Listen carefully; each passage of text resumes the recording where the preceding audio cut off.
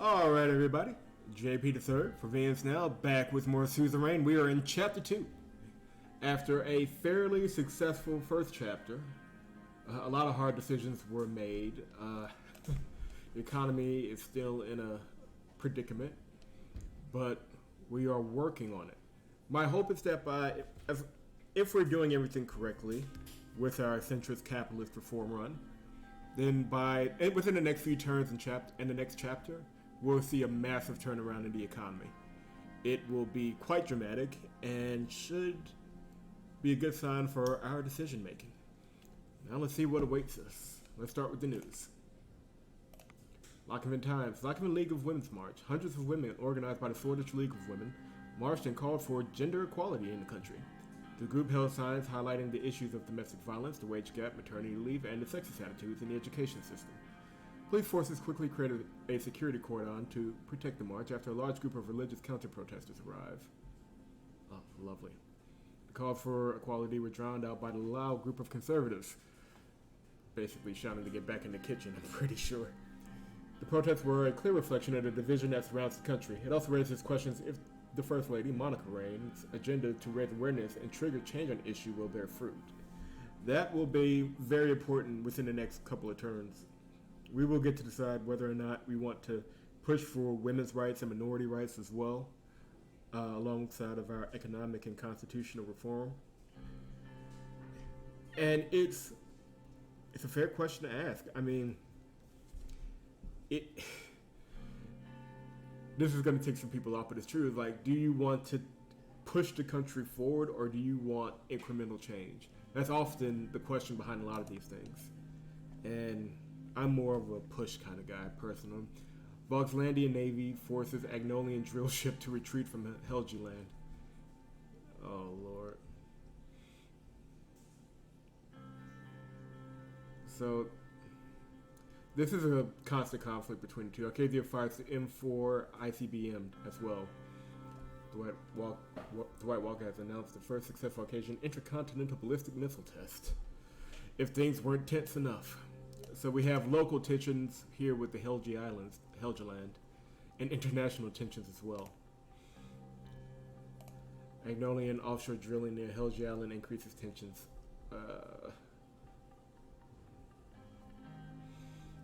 Tensions very close to the disputed territory. The tensions increased when the situation turned into a standoff between Voxlandian and Agnolian warships. Yeah, that's very tense. Benfey Regional Airport overcrowded. Mayor Benfey is preparing to put a request forward for an investment to build an international airport in the city. For a touristic region like Benfey, he claims that it will increase the overall prosperity of Sordland. It might, but we need a good economy first before we even go to that.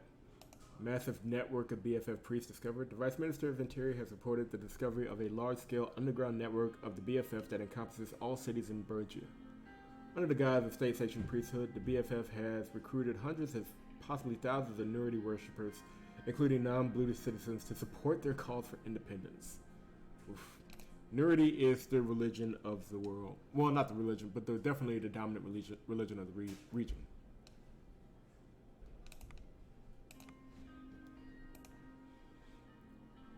Education required improvements. Sarah Waldo reports that the current education institutions in rural regions of Sordland have been largely neglected. As part of her analysis, the literacy rate in Sordland currently stands at 80%, while rural regions like Narbil has a literacy rate of only 64%. Yeah, that's bad. That is... Hopefully, like I said in the last video, we'll be nudging her in the direction we kind of want her to be at, and that'll help with some reform. Military equipment outdated. General Staff performed an analysis on our borders to assess our military defense capabilities against a potential Rumberg attack. And we have old equipment and old ideas. Lovely. The Central Bank of Sordland issues a warning regarding the extensive government budget deficit that has occurred in the first year of the administration. The potential consequences of irresponsible economic management were highlighted. Edith Agnock relayed that a large deficit could have dire consequences on the strength of the currency and hamper the potential of the still to recover economy. She's right. We can float a deficit for a little while, but not for long. All right. Now let's get to the Workers' Rights Act. Straight from the Assembly, Workers' Rights Act, Section 1 establishes a minimum wage of 2.5 Swedish ren per hour. Section 2 sets a weekly maximum of 60 hours of labor. Section 3 establishes a double overtime pay per hour after 40 hours a week. Section 4 determines that workers are to be protected against occupational hazards and be provided humane work conditions. Section 5 establishes that migrant or undocumented workers have the same workers' rights as citizens. That is key. Very important. That way, the oligarchs don't take, like, if we were to say this bill and just line item Section 5, then they would just hire Agno-Sordish or Bludish workers from outside of the country. And, yeah, that's a problem. If any employer shall not abide by these rules, they will be heavily fined by the government, and if not corrected, will face legal action. We still have enough room in our budget to go a little deeper into the deficit, so we will sign this. I think in this game you can go as low, if you hit 3 or lower, there are not enough economic decisions you can make to come back from it. You will be at a deficit, and the best you can do is break even, if possible. My hope is that we won't be doing that, but with our decision making, we should be able to either break even or even have a surplus by the end of the term at our current rate. So, and that bill was just necessary, especially after the mining disaster. Comprehensive labor rights reform, very good. Let's see. Journal says the Workers' Rights Act will let the people decide whether or not that's good or bad thing. Check the news. New law on workers' rights. The Workers' Rights Act has been signed into law by President Rayne after the approval of the Grand National Assembly by a majority vote on Monday following a 6-hour debate. Masoon Lake, who campaigned heavily for the bill, also sought to express his gratitude for the confirmation of the new law, saying it contained much vital rules and regulations for the workers, the backbone of our nation. And this is just an overview of everything. He's right. Like, these are the basics. And again, this was one of the failures of the previous administration. They were so busy trying to ramp up a free market that they kind of let the workers be abused. So hopefully this will help. Lock-in times. The recently implemented workers' rights bill calls the initial protests against the government to mellow down following the Moorville mine disaster. Chants of anger have turned into solidarity marches. One of the spokespersons for the Nedham Mining Group has accused President Rayne of acting impulsively with the bill, saying it puts too much weight on the businesses. If you can't do the bare minimum to make sure your workers don't die under your watch, there's nothing we can do. I'm sorry. You're just kind of out to sea at that point. After the public announcement, Nedham has received hundreds of lawsuits from people across the country. They're going to go under anyway from all the lawsuits, so there's nothing that we can do for them. The Radical, who, in a surprising move, President Rayne has decided to do something right for his citizens by signing the Workers' Rights Act into law. This looks as a publicity move. Wow. I can't do anything right for these people.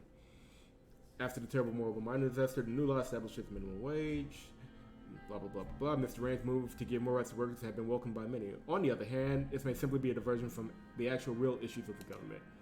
Yeah, they will not be happy until we're just full-on hardcore leftists, which we will not do. So they just need to chill. So a couple of decisions that await us in the Capitol and our offices. Let's start at the top. Gus Manger and Simon Hall have prepared an extensive regional investment package to revitalize one of the top 3 economically fragile regions by boosting the municipality budgets, provide large sums of business grants, and give cheap loans to the companies with liquidity problems. The proposal can be implemented in one of the following regions: Bergia, Lauren, or Agland, or not. Now, this is what I was talking about earlier. We have the option here with this to go into Agland and get the highway. Like, see, we didn't have to make that decision to start with. We can just hold it off until right now. So we can still do the highway. We also got a few other regions we can help out. We can help out Lauren, which is a fairly wealthy region close to the capital, or Bergia. We'll have an opportunity, I think, later on to help out Bergia. And by signing this, I'm about to hit 3, so I'm a little bit worried about our budget now. But if I remember correctly, we should still have enough economic decisions to come back from it. So what I'm going to do, I believe in my last run, what I did it for Lauren, because we'll have an opportunity once not the highway, but the high-speed rail is complete, to invest in Bergia and in the Nargis regions as well. Agland is kind of going to get screwed on this one. I'm sorry. I apologize. But I think we get more out of Lauren, if I remember correctly. Let's take a look at these cities. Lauren is the second smallest region in Sordland, born in Greater Horsord. It's one of the weakest economies in the region of Sordland after the recession in 1951. And this is where the Netum mining accident happened. Agland is the fifth largest. Yeah, I can see why they don't ever get any money. Barely nobody is there.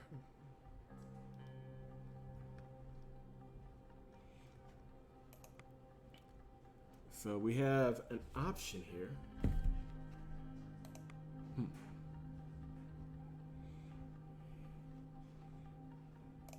I'm actually thinking about this because I'm trying to remember exactly what side of the decision desk I came down on this one on.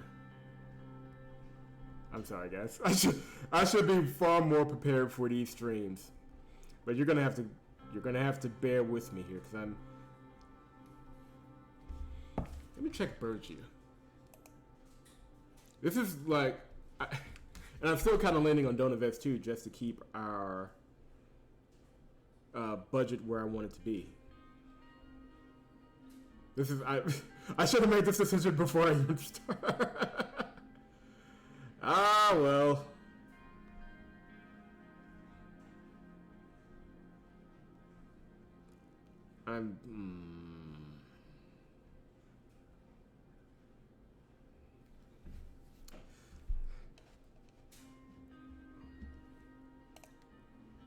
Yeah. Lauren will do. Lauren will do.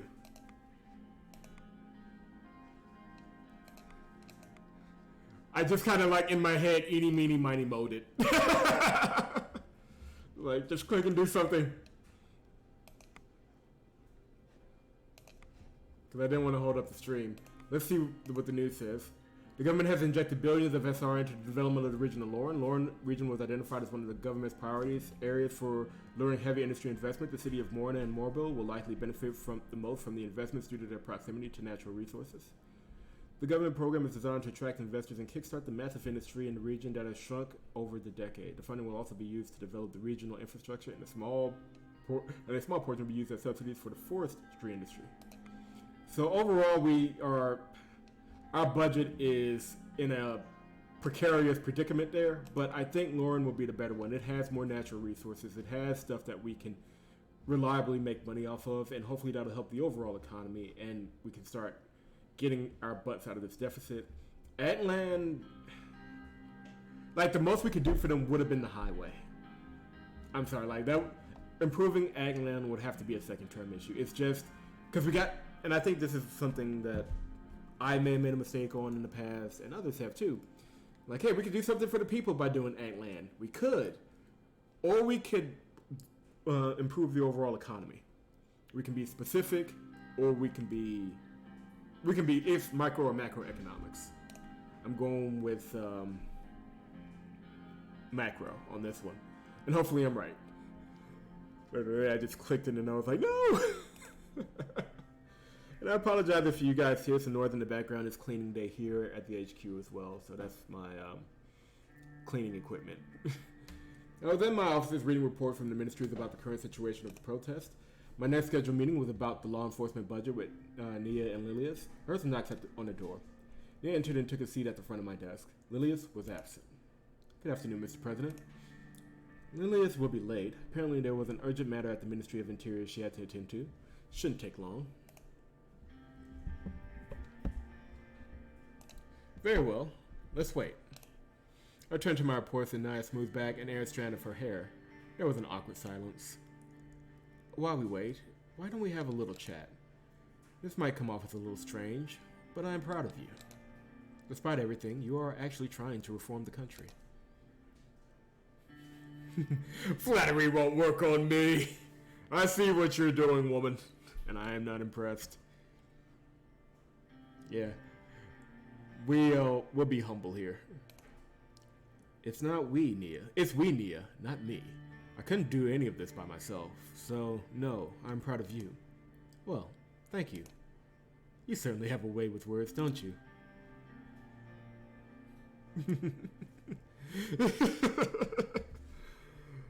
Like, do I have to show the wedding ring right now? And again, like I said the last time, it wouldn't even be me. My wife wouldn't kill me, she'd kill you. Let's just keep that in mind. Words are just words. Actions are what's important. And you seem to be doing well at both so far. Pros are canceling out the cons for sure. She leaned forward. How are you holding up, Anton? Being the president, I mean. Nothing I can. We could be real stoic here, but so far, Nia and I have trusted one another. And I said it in the review. If you're on this route, one of the people you definitely want trusting you is Nia. Excuse me. So it's the hardest thing I've ever done in my life, but it's also the best thing I've ever done in my life. I can imagine. So much responsibility and so much power at the same time. I want to assist you in the country as best I can. And to do that, I have an idea. We need to eliminate the worst problem we have. Corruption. There it is. And how do we do that? It's high time old guards and the Supreme Court stop holding the country in the palm of their hands. That's why I want to form a new unit, the Anti-Corruption Police. That's my idea.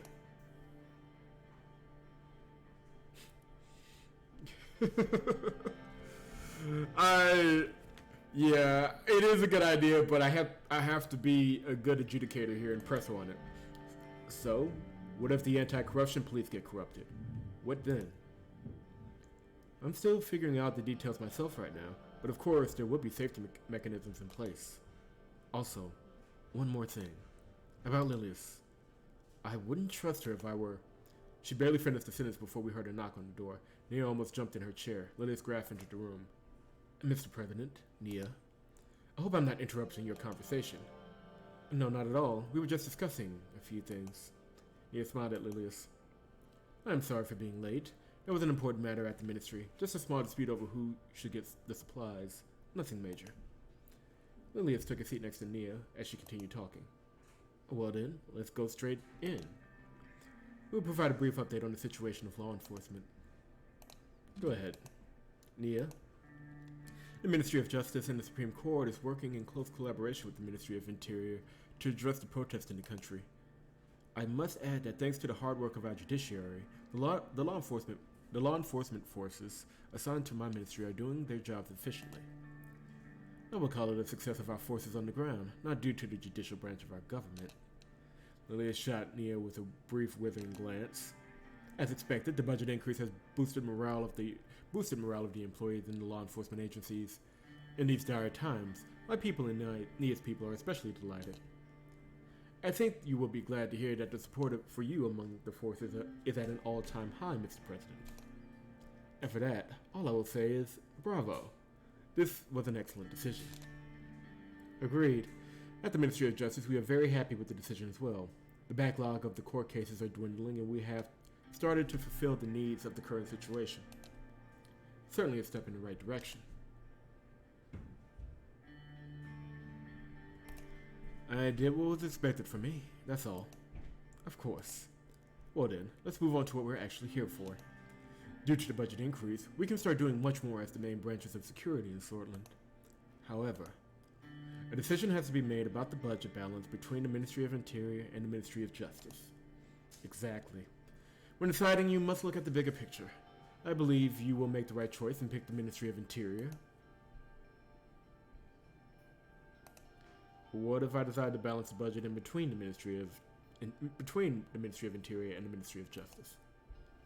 Balancing the budget won't help as much. The current situation clearly demands that a decisive choice be made to benefit the nation. I agree. We need to focus on one ministry to achieve tangible results. Of course, what would make the most sense in the current situation would be to support the much neglected Ministry of Justice that would improve the legal system in Sordland. Tell me, Nia, Who brings the criminals before the justices? Let me answer. The police force is connected to the Ministry of Interior. Really? Why should I pick the Ministry of Interior? The Ministry of Interior is a much more significant and important government agency that is in need of the funds, especially during these times where there are many protests in the country. Good luck prosecuting criminals or going through local government laws without enough judges, Lilius. I don't think she's concerned about that. Lilius is very much a you step out of line and we shoot you kind of person. Why should I pick the Ministry of Justice? Each day the stack of legal cases are piling up for judges. Cases for corruption and criminals are delayed due to lack of funds. It seems to be that it is an organizational issue, but not a funding one. The Interior needs the money more for police and local governments. I have a very good reason for my decision, and we are going to make it now. I am ready to make a decision. Oh, what will it be? Lilius and I lean forward. The funds will go to the Ministry of Justice to reduce the court backlog and improve the justice system. Bad decision making. Well, screw you too, woman. And the right choice. It was time that the Ministry of Justice got the funds it needs. A brief moment of deliberation passed. Lilius got up from her seat. I must return to the ministry to implement necessary changes. Very well. See you soon, Lilius. I need to have a few words with Mr. President. Lilius left the room. Here's my proposal. Corruption has always been a major issue with any government. It is the root of all evil. That's why I'm proposing the formation of the Anti-Corruption Police. As a sub-branch of the Ministry of Justice, the ACP will be given full authority by the presidency to investigate corrupt government officials and citizens. This would especially come in handy when dealing with corruption in high positions. The Supreme Court and oligarchs that meddled in politics are just a few examples. If you accept, this will give our administration the ability to deal with corruption quickly and decisively. Very well. Form the Anti-Corruption Police. Excellent. I will start the prep work. You're making good decision after good decision today, Mr. President. I will be in touch. Nia got up and left the room. That, as I mentioned in an earlier video, this is what I was talking about with the youth groups. Like, those are just the on-the-ground soldiers. The best way to deal with the actual problem, the people who are funding them and convincing them to kill each other, is this, the Anti-Corruption Police. We should be able to kind of, with this at least, we should be able to cut the head off the snake instead of just hoping that we clean up enough of the soldiers that they stop. So, here's hoping it works out. Protesters target sacred symbols, sacred figures, and symbols of Destrinity. I hope I pronounced that right. Including Saint Dast himself, has been the target of vandalism as protests continue across Sordland. What initially began as protests against the murder of Bernard Circus in January has turned into rioters forcibly tearing down monuments of former Sordish politicians, saints, and other figures.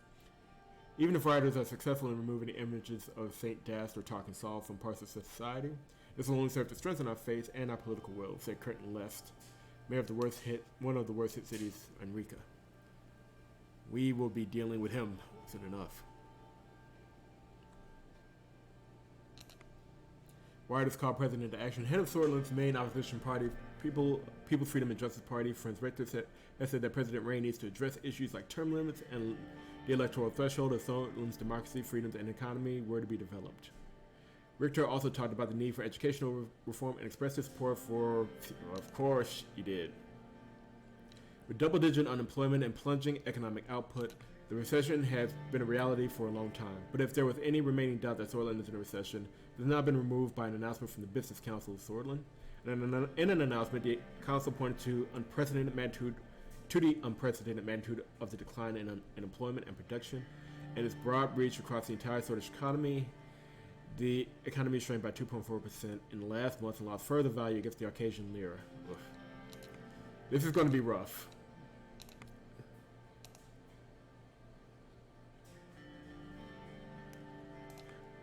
We're just going to have to kind of hold on and grit our teeth. Like I said, by the end of the chapter, in the next few turns, hopefully we'll see improvement. But until then, it's just going to be kind of rough. It was early evening, still light out, with just a faint nip in the air.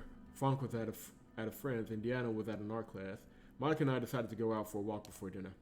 Our favorite place for a stroll was near Capitol Park, the largest green space in all of Holsworth.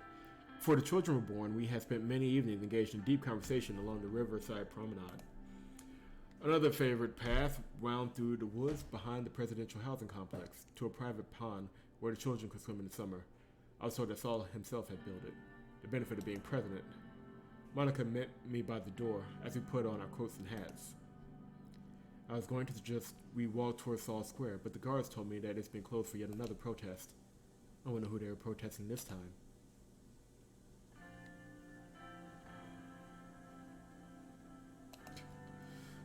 What does it matter? They are two sides of the same coin.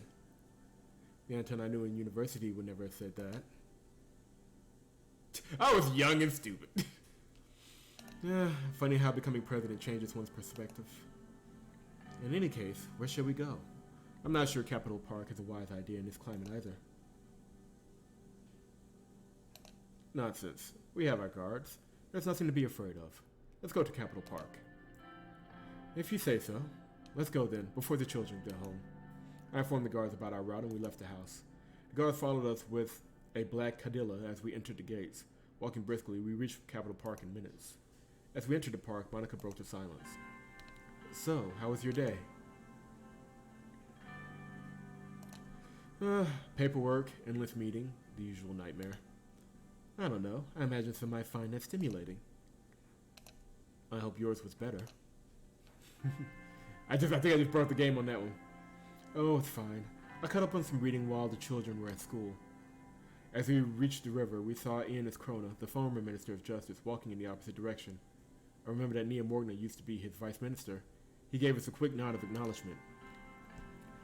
The owners had once fought hard and strong against those judiciary reforms, another good reason to support the Ministry of Justice. But after years of the government blocking his every move, he gave up on his ideals and became part of the administration. What did our ideals really mean if they could be changed so easily? What about the people we idolize? Evelyn also came around for tea. She says hi. She was feeling rather low, though. Apparently she and Peter had a bit of a disagreement. Peter's in the doghouse again? How'd it happen? Apparently Peter had too much whiskey, as usual, and didn't behave when Evelyn's father was over for dinner yesterday. You know Peter. What do you think of this? That's Peter, perpetually pickled. I'll have a nice one there, guys. Very nice. I'll have a talk with him. Good. Evelyn seemed close to tears. Aren't you glad you and I don't have these kinds of quarrels? Monica didn't say anything. We kept walking. You know, Evelyn hasn't been the same since what happened to her at the Holsworth Post last year. You remember how she got fired for supporting Alfonso? Peter tried everything to get her job back, but it didn't work. A sad day for journalism and free speech in Sordland. I completely agree. A sad day indeed. But enough about the victims. I also spoke to Janice on the phone. Lying to our wife will not help our situation. Who? Are you serious? Now, somebody's calling me now, of all times. You remember, my friend from university. We were in the Swedish literature class together. A few years younger than me, red hair, scar on the forehead. We had dinner with her and her husband once or twice. Neither the name nor the description rang a bell. I still don't remember, but go on. Anyway, she's been working as an executive assistant at the Violent Pictures film studio. She recently became pregnant and asked her boss for paid maternity leave. And guess what? She was fired for it. After asking for maternity leave? That's terrible. I know. I was beside myself when she told me. And that's not all. They immediately replaced her with a younger, less experienced man. The son of an executive, no less. Nepotism, huh? Call that to nepotism circle. They must have wanted him there all along. That doesn't justify what they did to her. As it happens, another friend works for a television station as hiring secretaries, so I connected the two of them. That doesn't solve the deeper problem, though. Exactly. I knew you'd be on the same page. Women in this country are seen as wives and mothers first, human beings second. They're harassed at work, underpaid, blocked from positions of power, and those are the lucky ones. The fact that there are still places in this country where little girls like Diana are denied their right to an education. I go on. These little girls and people like Janice need someone to speak on their behalf. A role model. A successful woman. We were right in front of one of the park benches that lined with the river. Monica, there's a dog above me that just won't shut up. I'll probably end the video after this because the distractions are becoming a bit of a pain. We were right in front of one of the park benches that lined with the river. Monica gestured towards it and we sat down. Which brings me to my point. I know the mayor of Enrica, Curtin Less, will be delivering a speech at the annual opening of the Benfey Festival. My wish is to take his place and deliver the speech instead. Less was one of Sordland's most influential politicians. He had started his career in Benfey before rising to power in Enrica. Benfey's current mayor had personally invited him to make the opening speech. Replacing him with Monica will likely anger him. Not enough to cause a major incident, but enough that he might not support me in the assembly. I want to base the speech on women's rights in Sordland, on the oppression and discrimination we face every day, on the basis of our sex alone. I want our voice heard, and this festival is the time to do it. I just need your blessing as my husband and the President of Sordland. Monica's eyes was blazing with a fire I hadn't seen since we were students. She wanted this badly, but I had to be careful with my promises. This may put us in the doghouse, but the question must be asked. Does it have to be at the festival? Why can't you make your speech another time? It has to be now. Thousands go to this festival, and millions watch the speeches at home. Sordland's women can't wait any longer. Yeah. You have my full support, always. This is why I love you. Thank you, Anton. You have no idea how much this means to me. Monica beamed at me, her face flushed with excitement. One way or another, I want to contribute to this country, no matter what happens. We are not weak, Anton, but we are only strong as long as we stand by our ideals. This is why I married her. This passion and resolve. I should have anticipated that. Sooner or later, she would join me in the political arena. We rose from the bench and started making our way back home. Otherwise, we'd end up like Jonas Krona.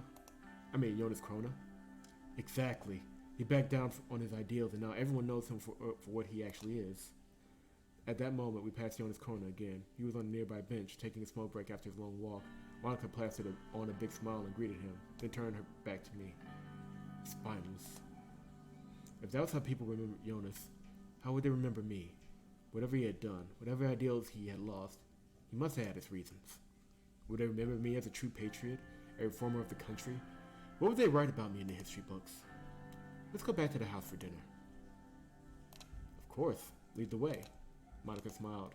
You know, I believe I will. When we arrived home, I called my secretary Livia and asked her to inform Mr. Less that Monica would be making the speech in his stead. The sun began to set over the horizon, bathing the clouds in a shade of orange and pink. That was a great scene. However, I must apologize for everything that's going on. Nationwide peaceful protests, that's still not bad.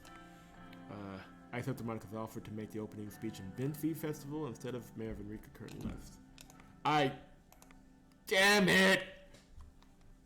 So we'll go through the news in the next one, and this will probably be a double bill day. As soon as the dog shuts up and people stops calling me and I can have a little quiet, we will continue, and I'll tack on a little bit extra here so that it can be decent content here. See how Monica does with her speech and everything else.